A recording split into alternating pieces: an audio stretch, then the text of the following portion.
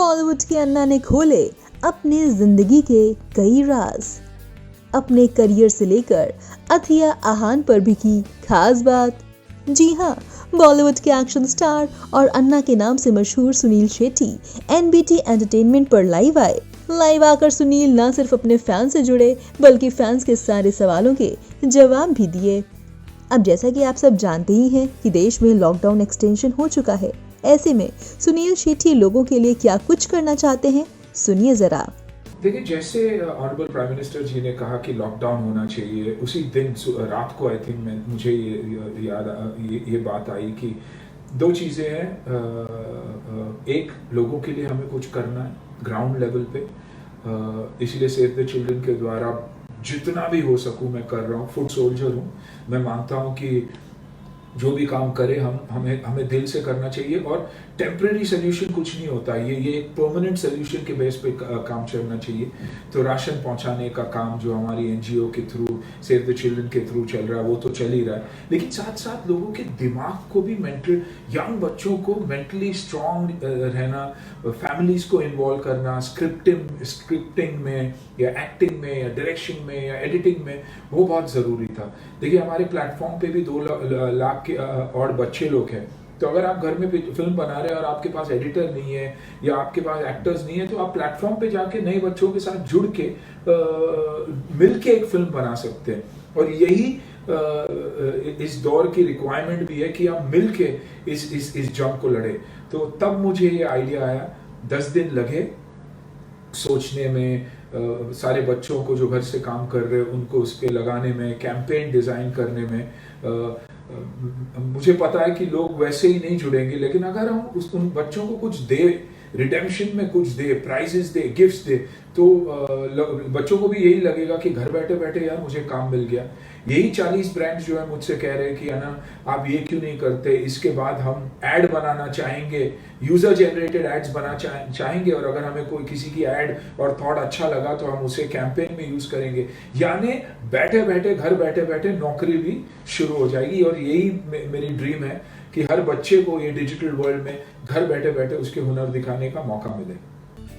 ना ही फिल्मी बैकग्राउंड था, ना ही कोई सोर्स था, ऐसे में अन्ना को कितना स्ट्रगल करना पड़ा, आइए जानते हैं। आई थिंक कहीं ना कहीं मेरी शुरुआत भी डैडी के रेस्टोरेंट में ही शुरू हुई। पिताजी भी 9 साल की उम्र में एक क्लीनर बॉय की हैसियत से आए थे।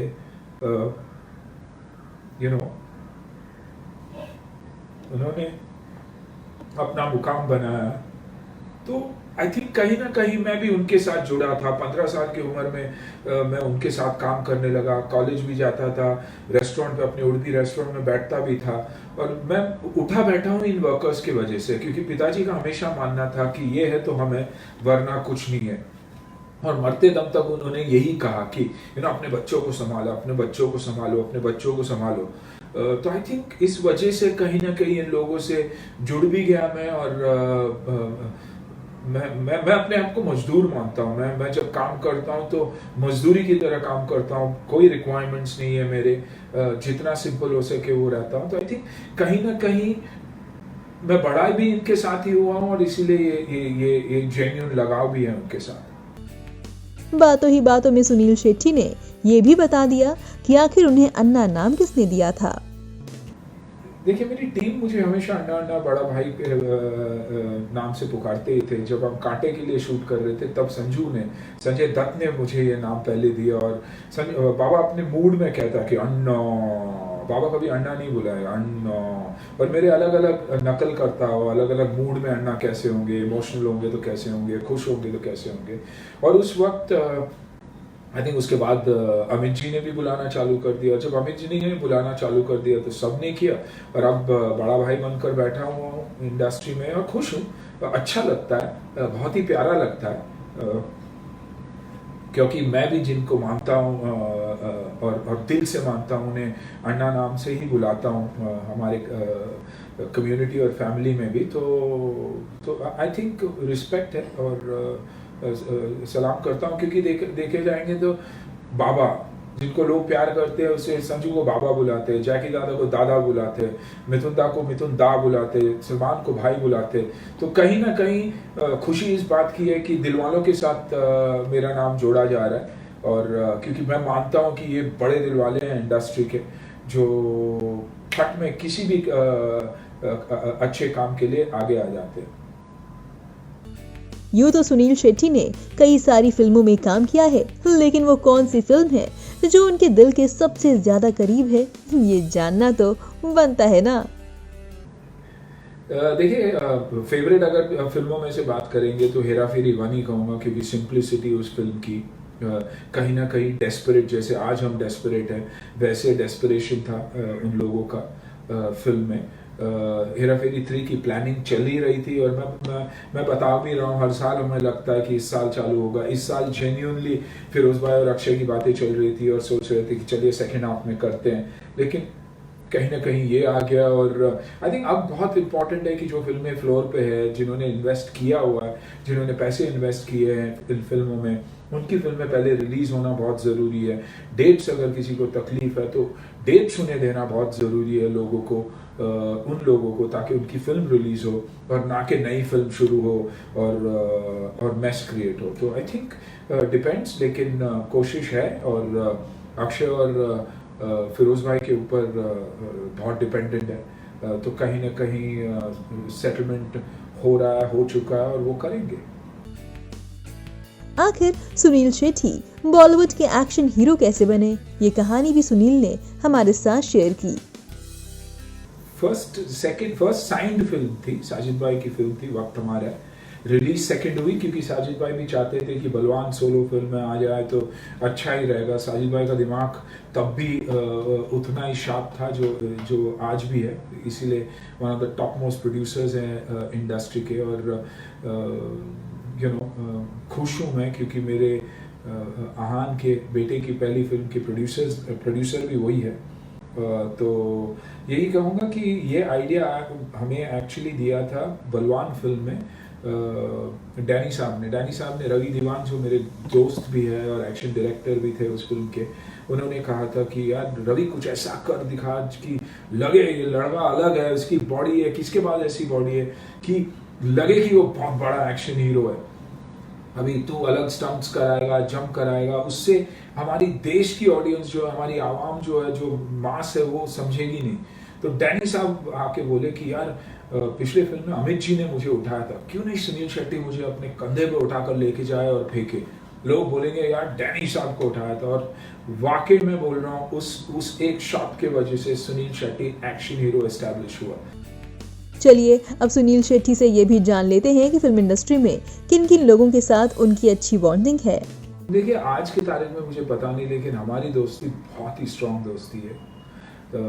मेरी अक्षय के साथ हो, या अजय के साथ हो, या अभिषेक के साथ हो, या संजू के साथ हो, या सलमान के साथ हो, जैकी दादा के साथ हो, गुलशन के साथ हो, बहुत ही सॉलिड दोस्ती है। और वैसे ही दोस्ती है हमारी इंडस्ट्री में। तो मेरा मानना है कि फिल्मों के लिए कभी नहीं होता। ऑफ कोर्स राइवलरी होती है, कहीं ना कहीं मीडिया उसे बढ़ावा देती है, कभी कभी मिसअंडरस्टैंडिंग हो जाता है, लेकिन जब वो सॉर्ट आउट हो जाता है तो उससे बढ़िया और कुछ है ही नहीं, और वैसे ही रिलेशनशिप है मेरा आज भी, अजय के साथ हो, या सलमान के साथ हो, या अक्षय के साथ हो। और ये मुझे प्रेरणा देते हैं आज के तारीख में। बहुत सारे लोगों को लग रहा होगा कि यार सुनील जेलस है क्योंकि वो देखो कौन से मुकाम पे और आप देखो आज के तारीख में कहाँ हो, लेकिन नहीं, वो मुझे इंस्पायर करते हैं। मुझे इंस्पायर करते हैं रोड ट्रेन करने के लिए, इंस्पायर करते हैं कि यार हर एक एक्टर के लिए एक उम्र होता है। सुनील शेट्टी ने ये भी बताया कि उनके इंडस्ट्री फ्रेंड्स में से सबसे ज्यादा बदमाश कौन है। नहीं, सेट पे बहुत बदमाश थे हम लोग, बहुत, लेकिन बहुत ही इनोसेंट बदमाशी थी। लेकिन आई थिंक सबसे ज्यादा नाम अगर बदमाशों में आगे है तो आई थिंक अक्षय का, लेकिन सबसे बड़ा बदमाश अगर कोई है तो उस अजय देवगन है। उसकी आंखों पे, उसके ठहराव पे भरोसा मत करना बहुत बड़ा शैतान है, क्योंकि पोको पे फेस्ड शैतान है वो, लेकिन इन गुड फेथ, और बहुत प्यारा, बहुत सारा प्यार और एक माहौल एक भाईचारा का माहौल बना के रखते हैं ये लोग जब शूटिंग करते हैं। सलमान हो, सज्जू हो, शैतान है वो, बाबा भी मस्ती करने में, लेकिन वो ऐसे भाईचारा का माहौल बनाते हैं कि आप वर्कर्स को भी पूछोगे तो बोलेंगे यार मजा आ जाता है यार जब ये लोग सेट पे रहते हैं। इतना ही नहीं, सुनील शेट्टी ने ये भी बताया कि अगर आज वो सुनील शेट्टी हैं तो उसके पीछे किन किन लोगों का हाथ है। वहीं सुनील शेट्टी ने यह भी बताया कि दिव्या भारती जैसी एक्ट्रेस के साथ काम करके बहुत कुछ सीखने को मिला है। आई थिंक दिव्या भारती जैसी एक्ट्रेस मैंने ना कभी देखा है ना देखूंगा। आई थिंक वैसा टैलेंट किसी के पास नहीं था। जिस एज पे वो आई, जितनी सक्सेसफुल रही, जितनी सिंप्लिसिटी थी उसमें, बड़ी बड़ी फिल्में दी थी और फिर भी उसने बलवान करने में ना नहीं कहा। मोहरा की पहली हीरोइन वो थी। अनबिलीवेबल टैलेंटेड, मस्ती मस्ती मस्ती मस्ती मस्ती मस्ती, बचपना बचपना बचपना बचपना। और जब शॉट दे तो ऐसा शॉट दे कि आदमी देखता रह जावे कि मैं कभी कभी अपने लाइंस भूल जाता था और उसके टेक में घुस जाता था कि ये कैसी लड़की है यार, क्या टैलेंट है। और उसके बाद जब स्क्रीन पे देखो तो 10 गुना और। तो it's unbelievable, very very unfortunate. लेकिन Divya Bharti will never be forgotten and always be remembered. And I think Divya Bharti, Danny साहब, रवि दीवान, दीपक आनंद, I owe my success in my life to them. I owe my success. Sunil Shetty, अगर सुनील शेट्टी बना तो वो सिर्फ और सिर्फ इसलिए कि ये दिग्गज आर्टिस्टों के साथ, डायरेक्टर्स के साथ, एक्शन डायरेक्टर के साथ उसने काम किया। राजू मवानी ने बिलीव किया एक एब्सोल्यूट न्यू कमर में। साजिद भाई ने इतनी बड़ी फिल्म बनाई, वक्त हमारा है, 2 न्यू कमर्स के साथ। Hats off. अगर ऐसा मौका किसी भी बच्चे को आज मिल जाए उसकी चांदी हो जाएगी। इसीलिए मैं हमेशा समझता हूँ कि रोज़ प्रार्थना करता हूँ और थैंक यू बोलता हूँ ऊपर वाले को कि साजिद भाई जैसे प्रोड्यूसर उसने आहन को दिया, मिलन लूथरिया जैसे डायरेक्टर दिया। Unbelievable, blessed. जब सुनील शेट्टी से पूछा गया कि धड़कन 2 बने तो वो धड़कन के सीक्वल में किन्हें देखना चाहते हैं, सुनिए इस पर सुनील का क्या कहना था। अभी बूढ़े हो गए तो बूढ़ों की लव स्टोरी को लेकर किसी को इंटरेस्ट नहीं होगा। लेकिन अगर धड़कन 2 कभी बने और अच्छी स्क्रिप्ट हो तो मैं चाहूँगा कि कहीं ना कहीं अक्षय और के बेटे और मेरे बेटे जुड़ जाए उसमें तो अच्छा रहेगा। शिल्पा की बेटी बहुत ही छोटी है तो कहीं ना कहीं इनसे जुड़ा रहेगा तो अच्छा रहेगा। हाँ, बहुत छोटी बेबी है तो वक्त लगेगा, लेकिन कहीं ना कहीं अगर बच्चे ही जुड़ जाए तो बहुत अच्छा। वहीं सुनील शेट्टी ने यह भी बताया कि उनके करियर में जो डाउनफॉल आया है, आखिर उसके पीछे कौन जिम्मेदार है। डेफिनेटली मैं कहूँगा कि अगर मेरे करियर में फॉल आया तो मैं जिम्मेदार हूँ और इमोशनल की वजह से जिम्मेदार हूँ। क्योंकि जैसे कि मैंने कहा कि अगर 120 और 130 फिल्में मैंने की है, 70 फिल्में मैंने फर्स्ट टाइम डायरेक्टर्स के साथ की, तो आप किसे ब्लेम करोगे? नहीं, ठीक है, ये डिसीजन मेरा था, लेकिन सीखा ही है मैंने। ये सीख अतिया और आहान के काम आएगी। आज भी अतिया कम फिल्में की है उसने, लेकिन पिछली फिल्म भी उसकी अप्रिशिएट हुई, तो आज भी अगर कर रही है तो देख रेख के कर रही है। तो वो कहीं ना कहीं पापा की गलतियों की वजह से भी है कि सीख है कि जो भी करूँगी सही करूँगी या वरना छोड़ दो, तो वो पॉजिटिव। जाने से पहले सुनील शेट्टी से उनके अपकमिंग प्रोजेक्ट्स के बारे में तो जान ही लेते हैं। अभी इंग्लिश फिल्म मैं अभी हाल ही में मैंने कंप्लीट की। Of course Indian producer, Indian और को प्रोड्यूसर्स वहाँ के हैं, डायरेक्टर और बाकी वहाँ के हैं। फिल्म का नाम है फ्रॉडस्टर्स। वो बहुत ही बड़ा स्कैम हुआ था मुंबई में, जहाँ $381 मिलियन US के बच्चों ने स्कैम किया था। तो उसके बारे में फिल्म, और अच्छी फिल्म बनी है, बट अनफॉर्चुनेटली जैसे कि मैंने कहा कि ये आ गया, वरना हमारे 1 या 2 दिन का काम बाकी था and we were complete. But I got some good films. I got Marakkar, Priyank sir की पिक्चर जो 26 मार्च को रिलीज होने वाली थी, वो भी पीछे जा चुकी है। तो संजय गुप्ता की छोटी सी रोल है मेरी, लेकिन गुप्ता के साथ काम करने में बहुत मज़ा आता है। तो मैं कभी उसको ना नहीं बोल सकता। तो अच्छा रोल है, लेकिन छोटा ज़रूर है, लेकिन अच्छा रोल है। और मैं वो फिल्म कर रहा हूँ, मुंबई सागा। और बाकी कुछ फिल्में शुरू होने वाली थी, अब देखेंगे कब शुरू होगी, क्या होगा।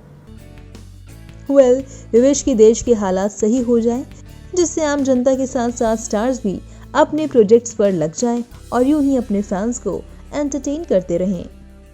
ब्यूरो रिपोर्ट, नव भारत टाइम्स।